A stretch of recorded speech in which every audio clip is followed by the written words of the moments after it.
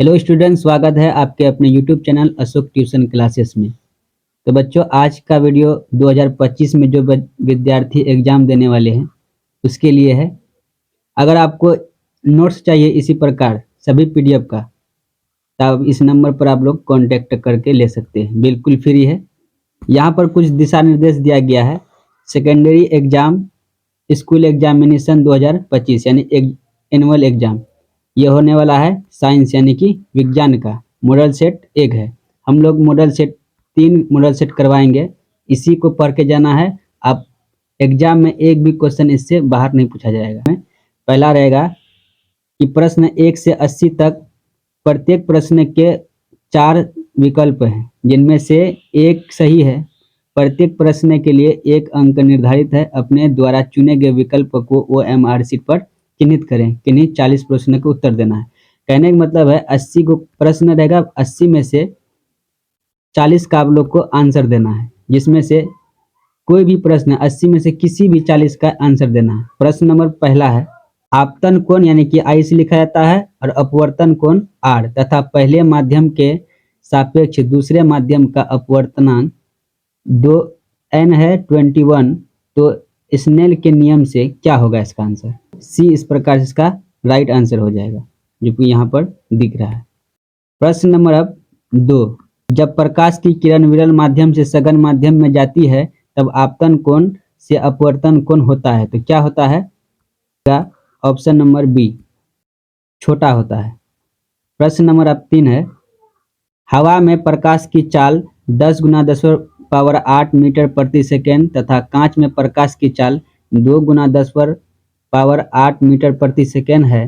तो कांच का निरपेक्ष अपवर्तनांक Ng का मान कितना होगा? तो ऑप्शन नंबर ए 3/2 होगा। प्रश्न नंबर 4, मनुष्य का वृक्क संबंधित है। मनुष्य का वृक्क संबंधित किससे है? उत्सर्जन से है। प्रश्न नंबर अब 5, स्वपोषी पोषण के लिए आवश्यक है। तो स्वपोषी पोषण के लिए क्या आवश्यक है? तो सभी आवश्यक है। CO2 यानी कार्बन डाइऑक्साइड, क्लोरोफिल, सूर्य का प्रकाश, ये सभी आवश्यक है। प्रश्न नंबर अब 6, प्रकाश संश्लेषण की प्रक्रिया में ऑक्सीजन बाहर निकलती है। किससे बाहर निकलती है?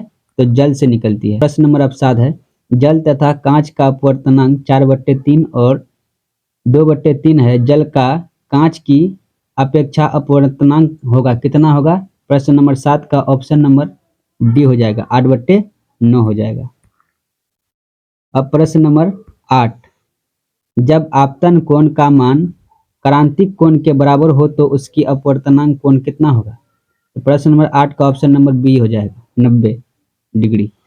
प्रश्न नंबर 9 है, दांत का मसूड़ा यानी कि इनेमल दंत बल किस पदार्थ का बना होता है जो काफी कठोर होता है? तो प्रश्न नंबर 9 का ऑप्शन नंबर ए सही हो जाएगा, कैल्शियम फास्फेट का।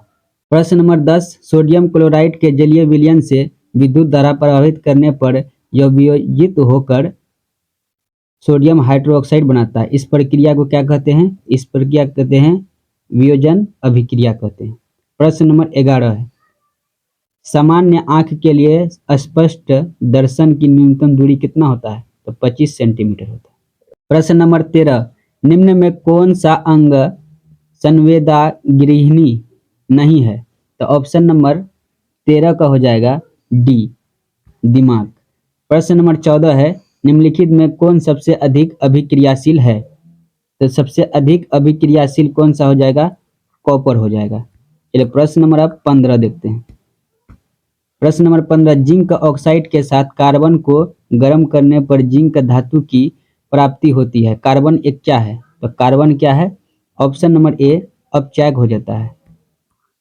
प्रश्न नंबर 16, नीचे दिए गए अभिक्रिया में कौन अपचायक है यानी कि अपचयित हो रहा है?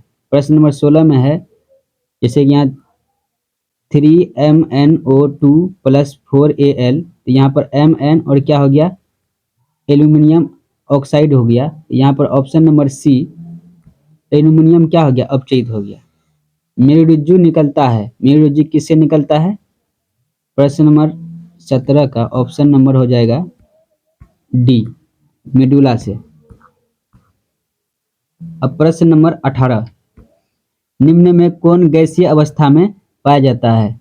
तो इसमें से एथाइलिन जो है ना, गैसीय अवस्था में पाया जाता है। प्रश्न नंबर 19, श्वेत प्रकाश की किरण जब प्रकाश की प्रिज्म से होकर गुजरती है तब जो वर्ण सबसे अधिक विचलित होता है वह है, वो कौन रंग का प्रिज्म है? प्रश्न 19 का ऑप्शन नंबर सी, बैंगनी रंग है। प्रश्न नंबर 20, सक्रियता श्रेणी के मध्य में स्थित धातुओं का निष्कर्षण किया जा सकता है। प्रश्न नंबर 20 का ऑप्शन नंबर बी हो जाएगा, धातु को ऑक्साइड में बदलकर कार्बन द्वारा अपचयन करने पर। अब प्रश्न नंबर 21, निम्न में कौन उपधातु है? इस चारों में से कौन सा उपधातु है? प्रश्न नंबर 21 का आंसर हो जाएगा ऑप्शन नंबर डी। वायुमंडल में CO2 यानी कार्बन डाइऑक्साइड गैस की उपस्थिति कितना होती है? हो जाएगा ऑप्शन नंबर सी, 0.03% होती है।